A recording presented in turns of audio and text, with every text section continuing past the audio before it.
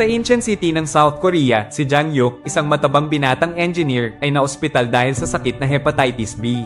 Di naman nakakahawa sa pamamagitan ng hangin ang sakit na to pero natatakot lumapit ang mga magulang niya sa kanya. Pati ang mga kaibigan niya ay natatakot din dumalaw. Kahit ang mga kasama niya sa kwarto ay nandidiri sa kanya kaya palagi nilang pinapasara ang kurtina niya sa mga nurse. Pero di naman lahat ay katulad nila, dahil kakaiba ang cute na nurse na si Daeun. Laging maasikaso at mabait si Daeun sa kanya. Lagi rin itong pinapalakas ang loob niya at binibigyan ng pag-asang gumaling agad. Isang gabi, nang lumabas si Jang Hyuk sa kwarto upang magpahangin, ay nakita niya si Daeun sa stairway na naninigarilyo. Napansin niya rin ang singsing nito, pero ani Daeun, ay graduation ring daw to. Maswerte daw si Jang Hyuk ani Daeun dahil permanente daw ang trabaho niya di daw tulad ni Daeun na kontrata at mahirap ang trabaho.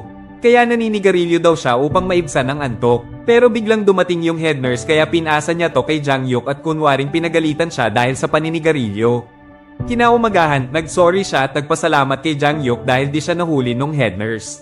At maya-maya pa, ay biglang kumain si Daeun sa plato ni Jang Hyuk at nagulat din si Daeun sa nagawa niya. Kaya nag-sorry siya bago umalis at sinabihan niya yung ibang pasyente na huwag aawayin si Jang Hyuk. Kinagabihan, magkasama silang kumain at uminom. At nang pumunta si Daeun para bisitahin siya, ay nakatulog to sa tabi niya dahil sa sobrang antok. Bigla rin tong humintong manigarilyo at magkape. Nagalit pa nga to ng manigarilyo si Jang Hyuk. Napansin rin ni Jang Hyuk na lagi siyang stress kaya tinulungan siya ni Jang Hyuk at inalagaan. Nagiiwan si Jang Hyuk ng mga inspiring message sa kanya, pinagsasaluhan nila ang mga rasyon na pagkain at pinapatulog siya ni Jang Hyuk sa kama niya. Nagpapanggap din siyang kailangan magpahangin upang makaiwas si Daeun sa mga trabaho sa ospital. Sobrang sweet naman ni Daeun sa kanya at ngayon niya lang to naranasan sa buong buhay niya. Pero isang tanghali, habang kumakain sila, ay tinanong siya ni Daeun kung may girlfriend siya. At nang sumagot siya na bakit naman siya magkaka-girlfriend ay bigla na lang nagalit si Daeun dahil ayaw niya daw nagsasalita ng ganon ang lalaki. Ayaw din ipakita sa iba ni Daeun na nagkakamabutihan sila kaya di siya pinapansin ni Daeun pag maraming tao. Makalipas ang ilang araw, sabi ng mga doktor ay maaari na raw lumabas sa ospital si Jang Hyuk. Kaya di niya na makikita si Daeun. Kaya nung huling gabi niya sa ospital ay nagnakaw siya ng bulaklak sa namatay na pasyente upang ibigay sana kay Daeun. Pero absent pala si Daeun kaya yung head nurse ang pumunta sa kanya. Kinabukasan bago umuwi ay gusto niya sanang magpaalam kaso di niya makita si Daeun. Kaya galit siya nang sunduin siya ng mga magulang niya. Kinuwento niya sa mga kaibigan niya ang tungkol kay Daeun kaso di sila naniniwala sa kanya. Kaya bumalik siya sa ospital. Pero nang di niya makita si Daeun ay hinanap niya ang phone number nito sa record. Kaso di niya nakuha yung buong number kasi dumating yung head nurse. Kaya hinulaan niya na lang yung mga kulang na number. At matapos mabigo ng maraming beses ay nakontak niya na rin si Daeun sa wakas. Ilang araw pala tong day off dahil masama ang pakiramdam nito kaya pala di niya to nakikita sa ospital. Nagtapat na siya ng nararamdaman kay Daeun. Pero ang nakapagtataka ay agad siya nitong inimbitahan sa bahay. Kaya dali-dali niyang tinokos yung kotse ng ama niya at agad siyang pumunta kay Daeun. Nagkwentuhan sila habang nakaupo sa kama at maya-maya pa ay inaya siya doon matulog ni Daeun dahil nalulungkot daw to. Kaya natulog silang dalawa na magkayakap. Kinaumagahan, paggising ni Daeun ay napalitan na ni Jang Hyuk yung sirang ilaw at nakapaghain na rin siya ng almusal. Kaya naiyak si Daeun sa sobrang bait ni Jang Hyuk at dahil dito ay nahalikan niya si Jang Hyuk sa lobby. Pero huminto din siya agad at sabi niya ay wala daw yung ibang kahulugan. Simula nun ay lagi na silang magkasamang lumalabas. Binibigyan niya ng pagkain si Daeun sa ospital at sinusundo niya rin to gamit ang kotse ng ama niya. Nagseselos na rin siya sa katrabaho nito. Siya na rin ang naglalabas sa mga basura ni Daeun at dumaramay sa mga oras na pagod to sa trabaho. Isang araw, habang kumakain sila ay napansin niyang wala na yung singsing ni Daeun. At ani Daeun ay nawaglit niya raw to. Makalipas ang ilang araw, may nagbigay kay Daeun ng vacation ticket sa Jeju Island. Kaya inaya niya si Jang Hyuk na sumama. Nang namimili na sila ng susuotin, ay gusto sana nilang mag-couple shirt kaso lahat ay masikip kay Jang Hyuk. Kaya nainggit siya sa ibang may couple shirt. Bumili rin sila sa isang macaron stand kung saan nakilala nung tindero si Daeun. Pero nagpatay mali siya lang si Daeun. Nung babiyahe na sila para magbakasyon, ay naghintay si Daeun sa airport. Pagbaba sa taxi, ay kumaway si Jang Hyuk. Dito ay niregaluhan siya ni Daeun ng couple shoes para kahit wala mang couple shirt ay may sapatos naman sila. Agad tong sinuot ni Jang Hyuk at nangakong magpapapayat na siya para kay Daeun. Tapos ay pinakita na siyang tumatakbo sa park. Pogi na siya at di na siya mataba. Magkasama na rin sila sa apartment ni Daeun. Pinaghahanda niya si Dayon ng almusal at nilalabas ang mga basura sa apartment. Pero isang araw, sa trabaho ni Jang-hyuk ay ipapadala daw siya ng boss niya sa mas malaking kumpanya. Malaking oportunidad to para kay Jang-hyuk. Kaso nga lang, malayo yun sa inuuwian nila ni Dayon. Sinabi niya to kay Dayon habang kumakain. Kaso dumating yung mga nurse at ayaw ni Dayon na makita sila ng mga to. At isa pa, iniisip ng mga nurse na pamilyar daw si Jang-hyuk. Nang sinundo ni Jang-hyuk si Dayon ay nagselos na naman siya sa katrabaho ni Dayon. Bumili pala ng bagong kotse si Jang-hyuk na gagamitin daw panghatid sundo kay Dayon. Binigyan niya din si Dayon ng singsing. Nung unang araw niya sa trabaho ay pinakilala siya sa magiging boss niya. Pero di lang pala siya ang bagong magtatrabaho doon. Makakasama niya rin pala si Boyang. Maganda pero mukhang antipatika. Lagi siya nitong inaasar at binubwisit. At nang kinuwento niya to kay Dayon ay pinayuhan siya ni Dayon na magpa-impress sa trabaho. Kaya kinabukasan ay nagdala siya ng kape para sa lahat. Pero si Boyang ang nagbigay nito sa kanila pati sa boss nila at di niya sinabi na kay Jang-hyuk to nang galing. Binigyan rin siya nito ng maling impormasyon kaya mali tuloy yung nagawa niyang proyekto. Sa sumunod na gabi ay kinuwento niya na naman to kay Dayon.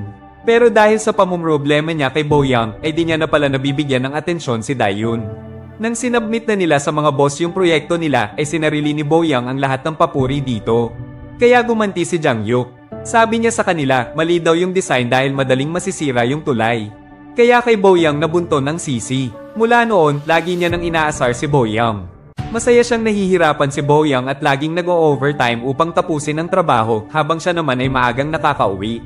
Pero sobrang traffic at mahaba ang binabiyahe ni Jang-hyuk kaya pagod na pagod siya nang makauwi. Kaya di man lang siya nakapag-hello kay Dayon bago tuluyang makatulog.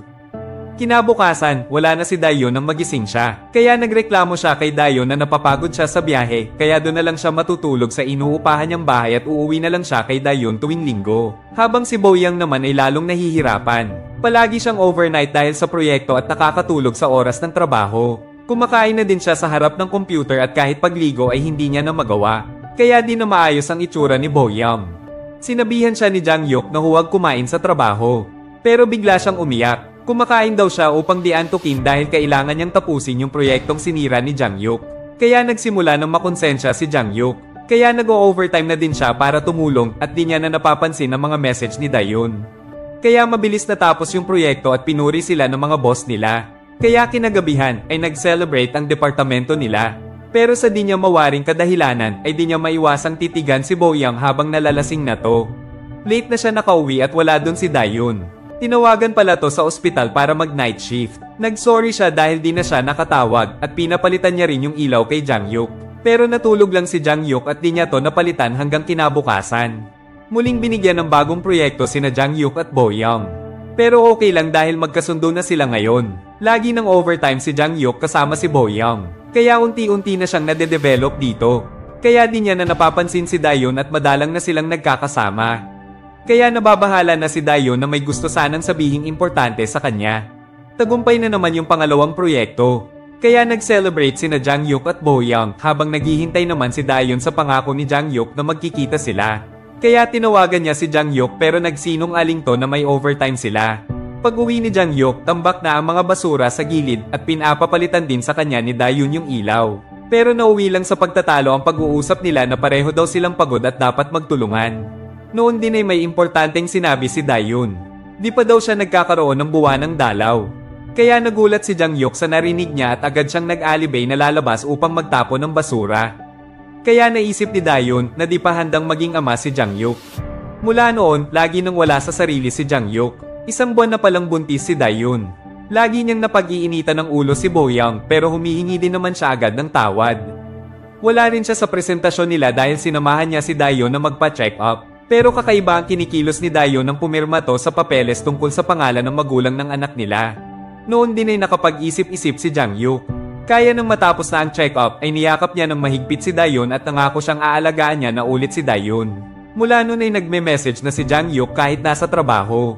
Umaalis na rin siya ng maaga sa trabaho at di na siya nag-o-overtime. Nagkakaroon na ulit siya ng oras kay Dayon. Kaso nga lang, napapagod siya sa biyahe. Kaya nakakatulog agad siya pagdating at kahit sa oras ng trabaho ay nakakatulog din siya. Isang gabi, sabi ni Boyang, ay kailangan nila mag-overtime dahil maaga na lagi umuuwi si Jang-hyuk kaya di na nila natatapos yung proyekto. Kaya mula nun madalang na ulit siyang makauwi. Puro reklamo na rin siya pag namimili sila ni Dayon dahil napapagod na daw siya. Kaya minamadali niya na si Dayon na umuwi. Ayaw niya rin magtagal kahit sa macaron stand na paborito ni Dayon.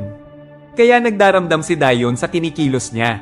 Ani Dayon, namasyal sila hindi para mamili kundi para mag-bonding pero halatang walang gana si Jangyuk na makasama siya. Kaya para maibsan ang sama ng loob ni Dayon ay nagsorry si Jangyuk. Kaso nga lang, pangalan ni Boyoung ang nabanggit niya. Kaya nagtalo sila habang nasa biyahe at matapos nilang huminto sa drive-thru ng isang fast food restaurant ay pinagtapat ni Dayon na pinalaglag niya yung bata dahil alam niyang di pa handa si Jangyuk. Pero imbis na malungkot si Jangyuk ay sinisi niya pa si Dayon dahil kasalanan niya din daw kung bakit siya nabuntis. Galit na hinatid ni Jangyuk si Dayon matapos ay doon siya umuwi sa inuupahan niya. Sa sumunod na araw, pinadala ni Dayon sa kanya yung engagement ring nila. Naghalo ang lungkot at galit sa puso ni Jangyuk kaya isang gabi ay di na siya nakapagpigil. Hinalikan niya si Boyoung at doon na nagsimula ang relasyon nilang dalawa. Palagi na silang sweet sa trabaho at magkasama na silang natutulog pero naiilang si Jangyuk pag nakakakita siya ng nurse. Isang tanghali, may nagbigay sa kanya ng 2 tiket papuntang Jeju Island para magbakasyon. Pero binigay niya lang to kay Dayon at isama daw ni Dayon kahit sinong gusto niya. Nagtataka din siya bakit di pa nagpapalit ng profile si Dayon kung saan nakasulat na Dayon love Jangyuk. Kaya lagi niyang naiisip si Dayon dahil dito, lalo na nang makita niyang naka-reserve yung ticket. Sa huling meeting nila sa trabaho, dinapili yung team nila para sa permanent position. Kaya babalik na lang daw sa dating trabaho si Jangyuk. Si Boyoung naman ay mag-aaral na lang sa ibang bansa.